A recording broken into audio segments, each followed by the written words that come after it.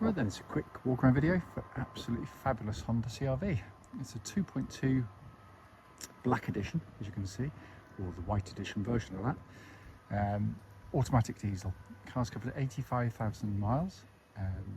It's in lovely condition. Fantastic history on the car.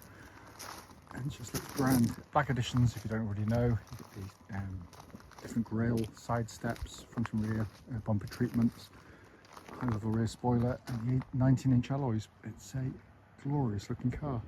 It's been kept really nicely. Lights and lenses clear, intact. There's no cracks or condensation there.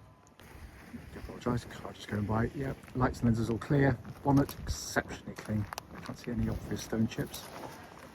Coming down the near side of the car, really smooth down the flanks, absolutely crisp. Near side front alloy, very nice condition. Panel work, certainly for the age of the car, really nice. Near side rear alloy again, really good. Coming to the back of the car, it's just a really handsome car, lovely stance with the additional kit. And the back, again, all very clean and tidy.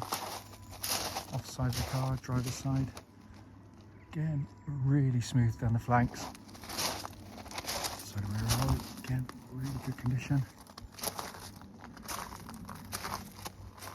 The car with this vintage and mileage, it's going to have the odd age-related mark clearly, but it's exceptionally clean. Coming to the boot area now, absolutely cavernous boot. CR-Vs are family cars, often very heavily used, and after 10 years and the mileage it's done, it is incredibly clean back here. This comes to the back, wide opening rear doors, and again, as with the boot, this is where kids sit, and again, CR-Vs, like many of its competitors that are used for this sort of purpose, can be heavily used in the back. This one's been kept absolutely superbly. My video does make the seats look a bit pinky in the middle, they're not at all. They're black all through, don't know why it does it. Passenger side on the front, again all very clean. Passenger seat, fantastic condition. And you get into the front, door card again really nice. Smooth footwell areas. The driver's seat, the age and mileage, incredibly clean. Inside the car now, engine's running, so the dash is illuminated, and again looks pretty much like new in here.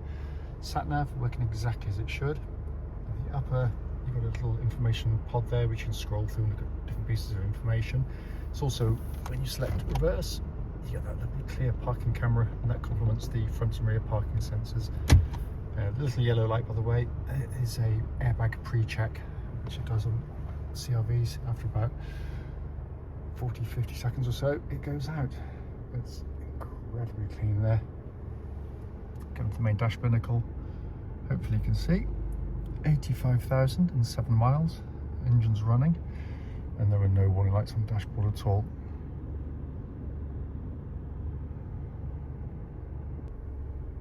Finally, just to show you, owner's manual pack and lock and wheel nut key, all here and present with the car. Right then, this is a quick road test video, and this is for a Honda CR-V 2.2 black edition automatic diesel. Car's registered MT15CHH with a mileage of 85,008 miles recorded. The reason we do these videos, as I say, in each and every one, especially this bit, the road test section, is just to ensure that if anyone's online looking at any of our cars, they get to see that very car actually in operation. It can be really annoying to go and see a car which, in the advert looks perfectly good and in the description, but only to get there and find out when you drive it, it's got an obvious fault that shows up, which you'd clearly much rather know about.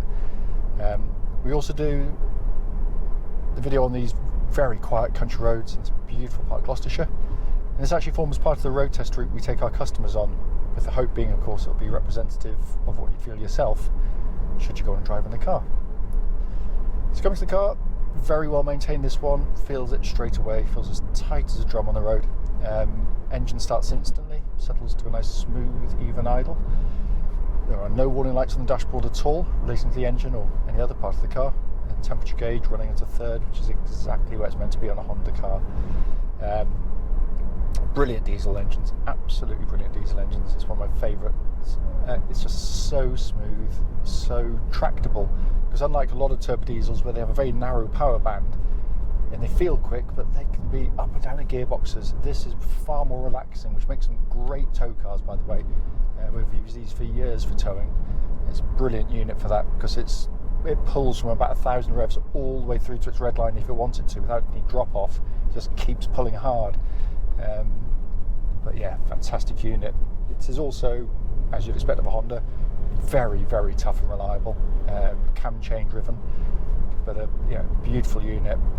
Engine then feeds through into the auto gearbox, which, like the engine's got a reputation for being very tough, mostly because it actually originated in the old Honda Legend, and that had over 300 horsepower, because Honda didn't have an automatic at the time for a diesel, and it was engineering overkill, but it stood them well. It's a really nice gearbox on the move, slick shifts, ratios selected by Honda to get the best out of the engine in terms of performance and economy as a compromise, and it does a very good job on it. Moving on to the steering and the chassis, I always say, CR-Vs always drive nicely. It's just one of the nicest cars in their class, especially this era, to drive, because it just feels substantial on the road. It feels slick and engineered. That's the best way to describe it. Steering is really nicely done. It's reasonably quick for one of these types of cars.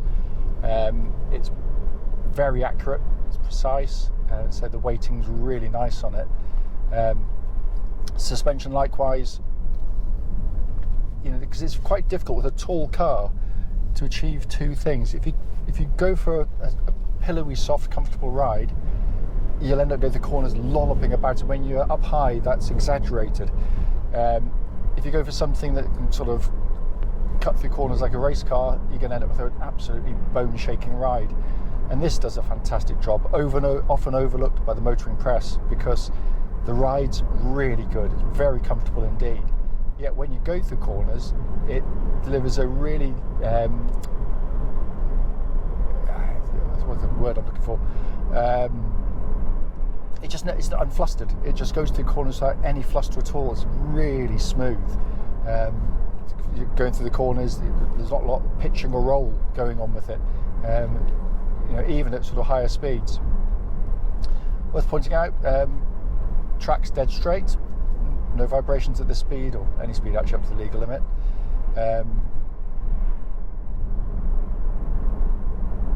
Likewise, the suspension exhibits absolutely no rattles, clonks, anything. It's just really tight.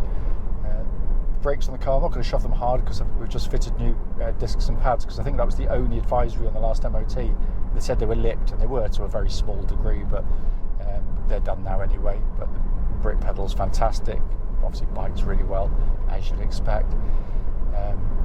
Moving to the inside of the car, this may well be 10 years old, it may well have done 85,000 miles, but I can't hear a squeak or a rattle from the interior. It's typical of Honda, beautifully put together cars, and just a lovely place to sit and drive. You've got fantastic visibility all around. Big wing mirrors either side help with lane changing, manoeuvring, all that kind of thing. As a car, you can just jump in and drive. You don't have to scratch your head for 20 minutes trying to work out how to drive it, and all working perfectly. Sat nav, as you can see, down below it, dual zone climate control system, and that's pumping out lovely cold air. We've checked that earlier on. All of the switch gear, whatever you sort of twist or prod, has that lovely high quality damped feel that you get from Honda, and I said they've always done that brilliantly well. And it is in absolutely fantastic condition in this car. This is one of these few cars that sort of is, family, kids haven't destroyed it inside. It's been, obviously someone's cherished this one. Directly in front of me, dashboard binnacle, simple, easy to read dials, exactly as it should be. Way too complicated, most dashboards now. There's just, you've got to sort of peer to find things. That's as straightforward as you'll ever get. And this lovely leather-bound steering wheel, which looks and feels like new as well. The one thing this car hasn't got, because it won't have, is a four-wheel drive button, even though this is four-wheel drive, because basically it's completely automatic. Honda worked out donkeys years ago that most people will be driving, as I am right now, in perfectly good conditions where you don't need four-wheel drive on. So basically the car runs in two-wheel drive, front-wheel drive, pretty much the whole time. Only if it starts to lose grip on the front wheels, pulling away on snow, mud, ice, whatever it happens to be, and via the traction control system, which reacts far more quickly than you or I could ever do, it just brings in the rear wheels to give you four-wheel drive absolutely seamlessly. It's simply genius, works absolutely brilliantly as well. The advantages of the system, hopefully fairly obvious. You're going to get through your tyres less quickly, you'll certainly use less fuel, and it puts far less mechanical stress through the vehicle, so it gives it its inbuilt reliability, because they are incredibly robust in that regard. As I said at the start of the video, it's only a brief one, it's just to show the car operating, and it's getting a bit dark, so I do apologise, it was a bit grainy on the video. I can't fault it, drives absolutely superbly.